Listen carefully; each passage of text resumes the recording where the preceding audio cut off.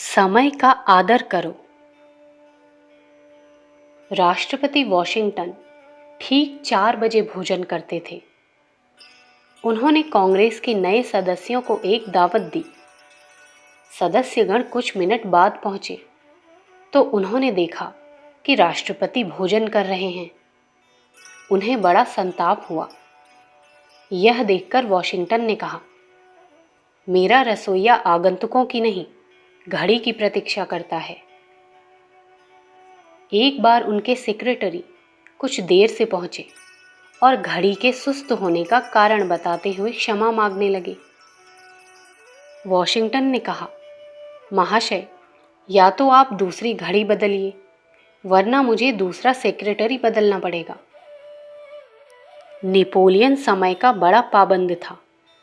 एक बार उसने अपने एक सेनापति को भोजन के लिए बुलाया, किंतु वह देर से पहुंचे।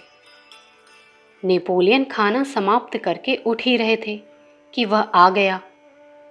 उसे देखकर नेपोलियन ने कहा, भोजन का वक्त समाप्त हो गया, चलिए अब आगे का काम शुरू करें।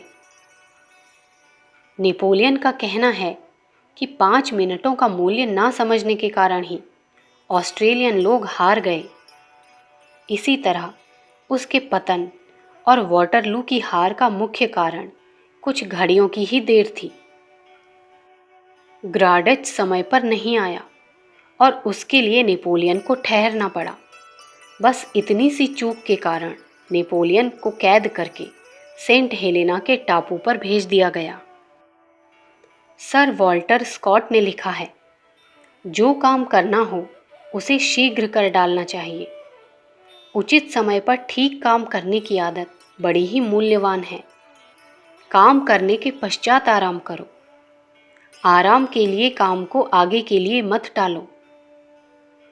होरेस ग्रीले का कथन है, समय का अर्थ है पैसा।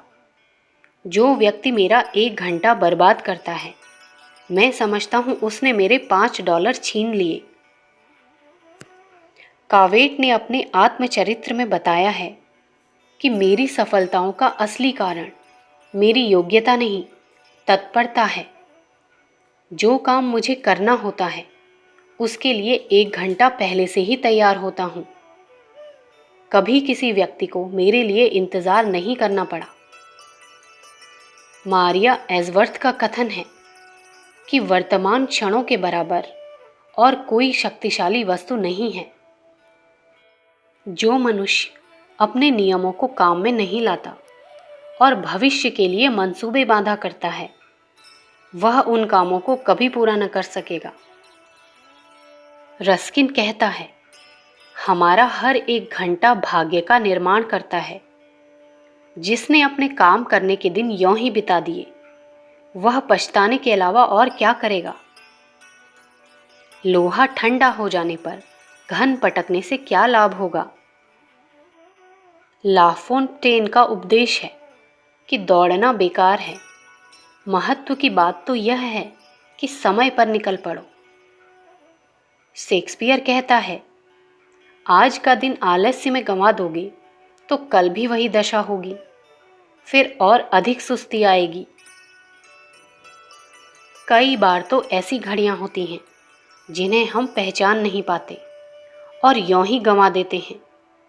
फलस्वरूप पीछे पछताना पड़ता है। स्टेशन पर पहुंचते हैं तो देखते हैं कि चंद मिनट पहले रेल चली गई। डाकखाने पहुंचते हैं तो मालूम होता है कि डाक चली गई। एक रेल चलाने वाले की घड़ी जरा सुस्त हो जाती है। फलस्वरूप 2 रेलें लड़ जाती हैं और अनेक जीव नष्ट हो जाते हैं। एक एजेंट रुपया भेजने में देरी करता है, उधर व्यापारी का दिवाला निकल जाता है। सीजर को राजसभा में एक खबर पहुंचाने में देर हो गई, जिससे उसे अपनी जान गंवानी पड़ी। कर्नल राहल को एक पत्र मिलता है। वह ताश के खेल में व्यस्त होने के कारण उस पत्र को जेब में डाल लेता था। खेल खत्म करके जब पत्र को पढ़ता है तब वे घड़ियां निकल जाती हैं जिनमें वह अपनी जान बचा सकता था। कुछ ही मिनटों में दुश्मन की फौज आ घेरती है और कर्नल को अपने साथियों सहित मौत के घाट उतरना पड़ता है। सवेरे देर तक सोते रहना एक बहुत बड़ा दुर्गुण है। कोई भी महान व्यक्ति प्रातः काल की स्वर्णिम घड़ियों को व्यर्थ नहीं खोता। रूस का सम्राट पीटर द ग्रेट मुंह अंधेरे उठ बैठता था। वह कहता था, मैं अपने जीवन को यथाशक्ति बढ़ाना चाहता हूँ, इसलिए कम सोता हूँ। इसी प्रकार अल्फ्रेड द ग्रेट बड़े तड़के उठते थे। कोलंबस कहता है, मैंने अमेरिका यात्रा की योजनाएं प्रभात काल में बनाई। कोपरनिकस ने आकाशस्थ ग्रहों का अनुसंधान इन्हीं क्षणों में किया। नेपोलियन कहता है, मैंने अपनी बड़ी बड़ी सफलताओं की सारी तैयारियां सूर्योदय से पूर्व की हैं। विद्वान बेकर चाय पानी के वक्त तक दर्जनों पत्र लिख डालता था। युवकों, सवेरे जल्दी उठो और आज का काम आज कर डालो। कोई घड़ी व्यर्थ मत गंवाओ। तुम समय का आदर करोगे तो दुनिया तुम्हारा आदर करेगी। अखंड ज्योति, दिसंबर सन 1941, पृष्ठ संख्या 8। विचार क्रांति दूत यूट्यूब चैनल को सब्सक्राइब करें एवं अगले वीडियोस प्राप्त करने के लिए बेल आइकन दबाएं। धन्यवाद।